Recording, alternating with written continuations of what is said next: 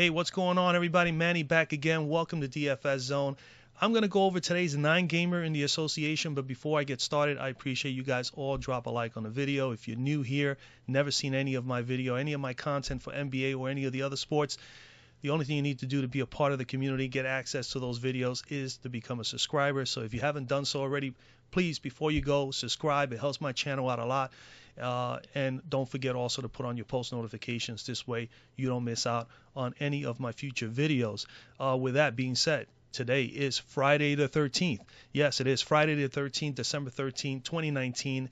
9-gamer in the association on this channel as well. Just to let you guys know, I do a weekly giveaway where I give out my own actual player pool. My player pool that I put together in a spreadsheet format for my own self purposes. After I narrow all the plays down, that is going to be available to someone every single day of the week, the longest it's a 2-game main slate or more. Pretty much with NBA basketball, you pretty much have 2 games or more almost every single night. So you're going to have an opportunity to have that player pool in your hands on a daily basis for 7 days. So if you want to be able to get access to that, the only thing you need to do is just drop a like on the video. Make sure you comment anything down below regarding the actual slate today. And of course, be a subscriber to the channel and you are automatically in the drawing. The drawings are on Monday, so next Monday there will be a new individual that will be announced on here. If you want to be able to have access to that player pool immediately, go down to the link in the description of this video. My Patreon page is patreon.com/DFS Zone. I have a couple of tiers there. The prices are very cheap. You'll be able to have access to that player pool. I update that player pool throughout the day as I make my my daily research. I start narrowing down the plays, and then of course by the end of the day, a half hour before lock, more or less that player pool is set. You'll be able to go in there and take a look at what am I looking at. It's the same player pool I'm looking at. I'm building my lineups through that same list that you guys are going to have access to. So if you want to be able to have access to that right away, just go to patreon.com/DFS Zone. I also have a quick search sheet there as a tier. I also have an all access tier where you'll be able to get all 3 things that I offer, which is the quick search sheet, which you'll be able to narrow down your plays by simply looking at all the research statistical data that I actually look at, from fantasy points per game, fantasy points per minute, opponent points given up to per position, DVP, the Vegas odds, the pace, everything is on there on one sheet. Make it easy. Projections, value per dollar. I put it together in spreadsheet format. It is there as well. You'll get that, the player pool, which is narrowed down by place throughout the day, and then you can go and check on the daily, throughout the day. It gets updated pretty regularly, and on top of that, you also have access to my cash line plays. Players that I think that'll be good cash plays for you cash play players. As you guys know, I'm a tournament player. There will be tournament plays there as well. And of course, who I think are the best possible value plays for you guys for today is also there as well. So a lot of information at a reasonable price. Check it out. Okay, let's get right to it after all that's been done. So today at the top, we go to point guard. And at the top, we got Westbrook, we got Trey Young. Out of the guys at the top, obviously the one that I favor the most is Trey Young. He is at home, 9,600. He's down under $10,000. When he gets closer to that 10,002, 10,003, it gets a little bit tough because, he does have upside, but he hasn't really, that's like kind of like almost capping his average. And for me right now at 9,600, he is someone that you can definitely consider. Not only that, he's also had some success in the one game against Indiana earlier, not so long ago, maybe 6-7 games ago. He did put up about a 50 somewhat spot on these guys. So Trey Young is definitely someone in play, is in my player pool at the moment. Malcolm Brogdon, same thing. You can vouch for him here in this matchup. He did only put about 34, 35 against Atlanta the first time around. I do like Trey Young more at home in this matchup. But I'm going to come down to Eric Bledsoe. For right now, I like Eric Bledsoe as my favorite play here on Fanduel, and you can definitely put him on DK as well. 6,700. You need 33 to 34, and this is only if Giannis is out today. Now, if Giannis is not out, then I would definitely be focusing more on Trey Young and paying up a little bit more for him, or possibly pivoting over to Brogdon, or even to Terry Rozier. I like those guys all there, other than a few guys down below, but I'm not going to discuss everybody. But Eric Bledsoe will be my favorite play here if Giannis is out. So again, this is all based on if Giannis is out. So right now at the moment, I'm going to pencil him in because I think he is a solid spot. Now, he's 6,700 here, 6,700 on DK. Obviously on FanDuel, that's a better price tag for him. So he'll be more of a lock here for me. When there's no Giannis on the court, he gets a huge bump. He gets an almost nearly 8-9% usage bump when there's no Giannis. In the last few games, he has played 30-plus minutes. He's putting up three out of his last 4 games. He's been putting up at least 44. His last game put up a 44, but he's been putting up at least 31 or better. As far as minutes are concerned, he's coming in here 27 minutes a game, shooting 47% from the floor, 35% from 3, taking about 12 to 13 shots a game, 3 or 4 threes on average for Bledsoe. Looking at his numbers, with his usage rate on an average of 24% for the Milwaukee Bucks. But when Giannis is off the court, he goes all the way up to 33%, the highest on the team. Granted, Chris Middleton is right behind him at about 32%, 32.5%. So we know already when Giannis is off the court, these are the two guys that definitely make up the difference for the Milwaukee Bucks as far as offensively. So he's gonna have to take a few more shots. He's gonna have to also to do a lot of other things, get some more rebounds, get more assists, and be able to also defend and be able to get those additional peripherals like some steals and some of the occasional blocks. And he's able to do all that. Okay, he's going up against Memphis. They're 16th in defending point guards and allowing 34.5 fantasy points per game. Over the last few games, they gave up Rubio 33, Satoransky 39, Brogdon 37, and Wiggins 42. Again, Bledsoe, again, with no Giannis, this is all based on that. He will be a solid player. At this price tag, he should be able to exceed value. He should be able to exceed value. He's playing more than enough minutes. So I do like him here against I do like Bledsoe here a whole lot going up against Memphis. All right. Let's move on. Other options here, man, at the top. Well, so he's also in play, like I said, on DK. Where's Bledsoe? Bledsoe there, 6,700. Again, on DK, you can easily go down to Alec Burks. I like Burks on FanDuel for his price. Over here, his price is nicer. For the spot of shooting guard or point guard, you could definitely put Burks in here. So he will be an option there other than, maybe even Lou Will, is an option there today. It's now especially the Beverly's out. I think he's going to get a bump in minutes. He may even get a start. Maybe they might even put him at the point guard spot. Who knows?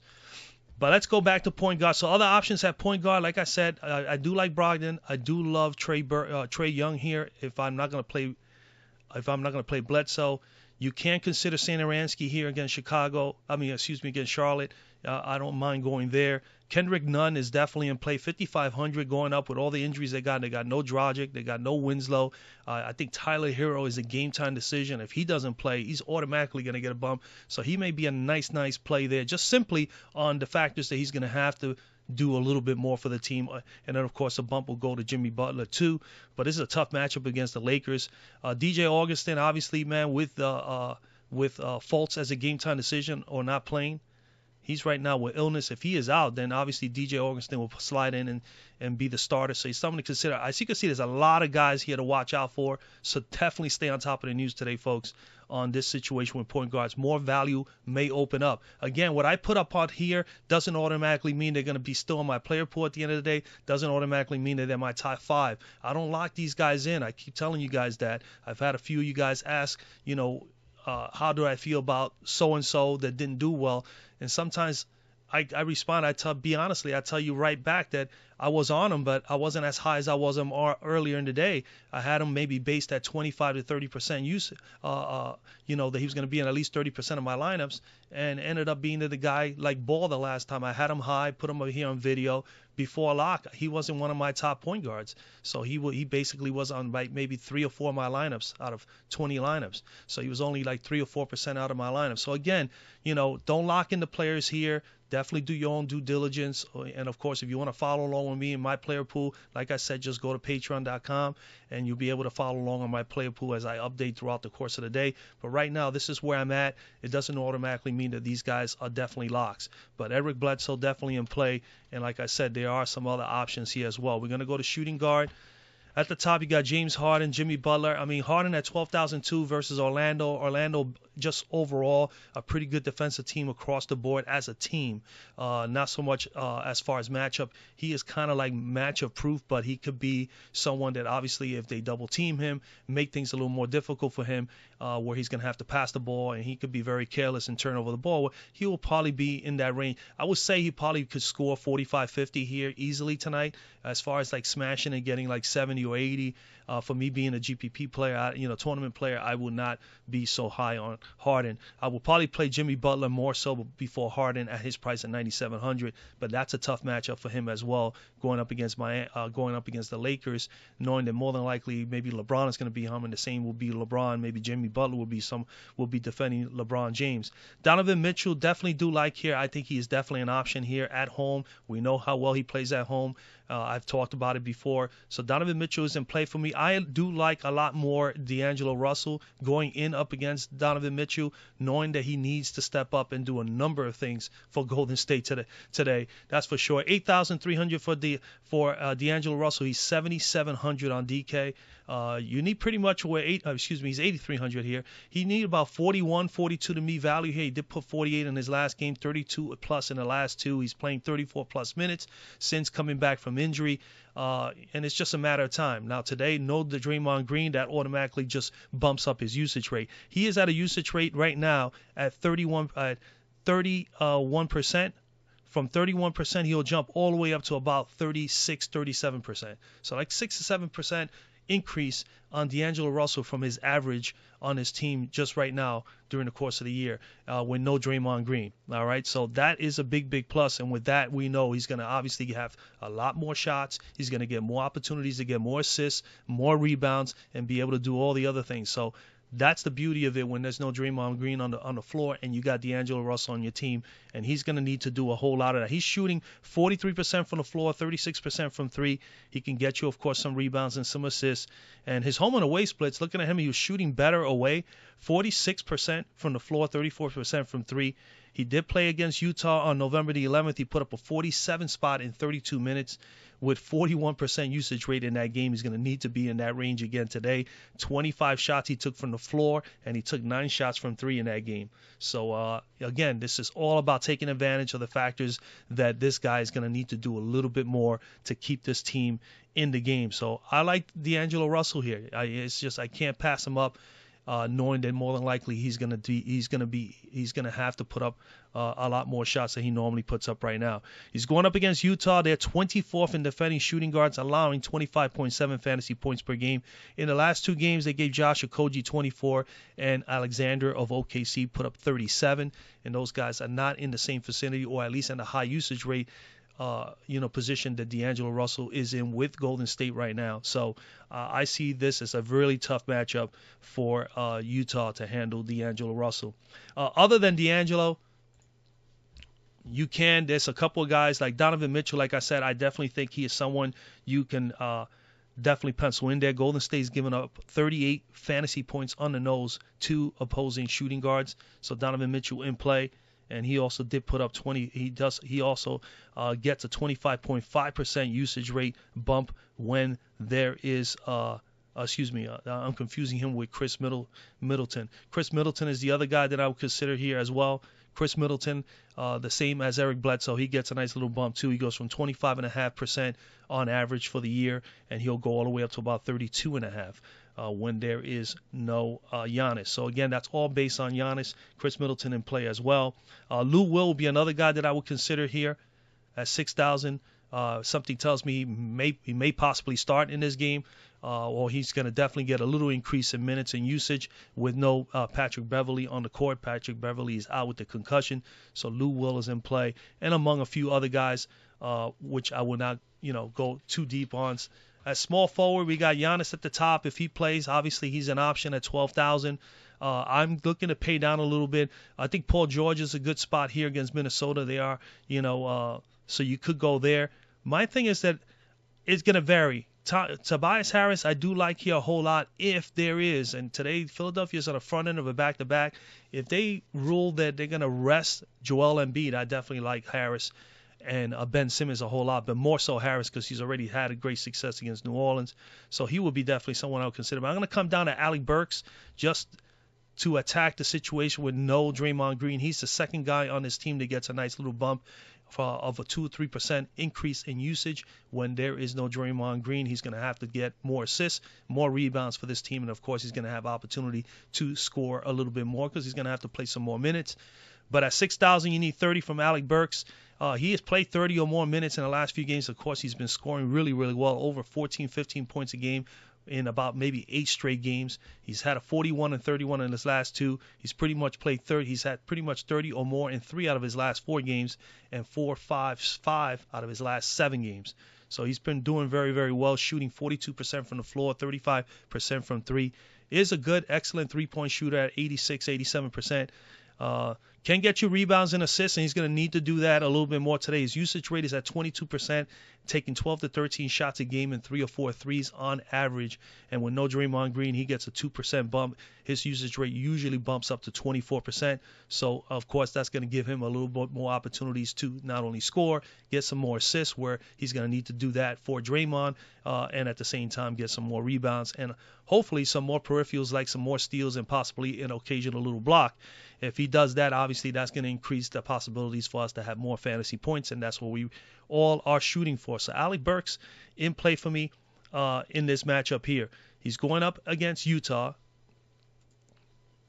Utah is 10th in defending small forwards. Granted, he will probably play point guard, so you got to keep that into consideration. Against point guards, they have been allowing 36.8 fantasy points per game, and against small forwards, 29.8 fantasy points per game, nearly 30 fantasy points per game. So again, Alec Burks in play.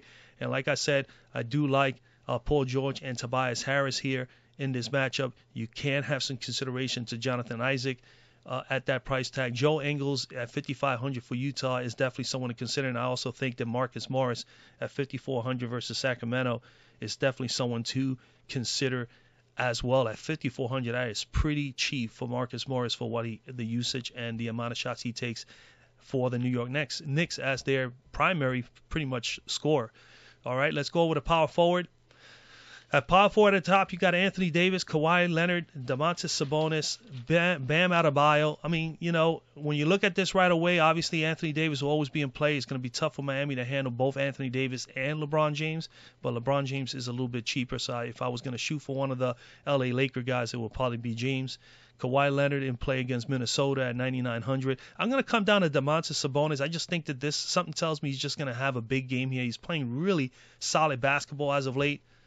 He's at 9,000, you need 45. On DK, he's 8,100, you need pretty much 40. He's averaging 40 to 45 on DK, and he's averaging 42 here.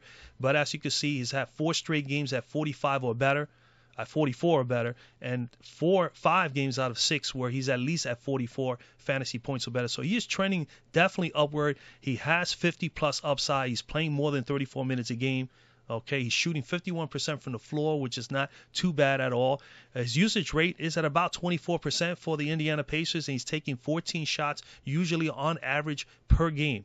Okay, he can get you double-doubles. As you can see, he's had 1, 2, 3, 4, 5, 6, 7, 8, 9, 10, 11, 12, 13, 14, 15, 16, this 17, 18 straight games with double-double. So he is a double-doubles machine. He's going to definitely get you tons of rebounds. He's going up against a team that really struggles in Atlanta with rebounding. They are the worst, one of the worst rebounding teams in the league. They're third worst as far as second chance points, and they are the fourth worst team, giving up 51 points per game in the paint to opposing front court players. So they're in a tough situation. Again, the last time I looked at these numbers like this, it didn't pan out for me. But again, this is another situation where Sabonis should be able to eat and be able to put up some serious numbers. And, of course, he's capable of scoring, and he's a pretty decent free throw shooter. So, again, I like Domantas Sabonis here versus versus Atlanta. Atlanta's 11th in defending power forwards. They've been allowing 37.2 fantasy points per game. They did give up 32 in the last game to Markkanen, 61 to Adebayo. P.J. Washington put up 42, and Taurean Prince put up 41. This is all in the last 4 games straight. So every one of these guys put up at least nearly 40 fantasy points or better with a top dog of 61 by Adebayo. So again, and this is a guy that has 50 plus upside. So in a good spot for him. Let's see if it pans out. Sabonis looks pretty good on paper here today. Other options here would be, and he's also in play on Fanduel, on DK.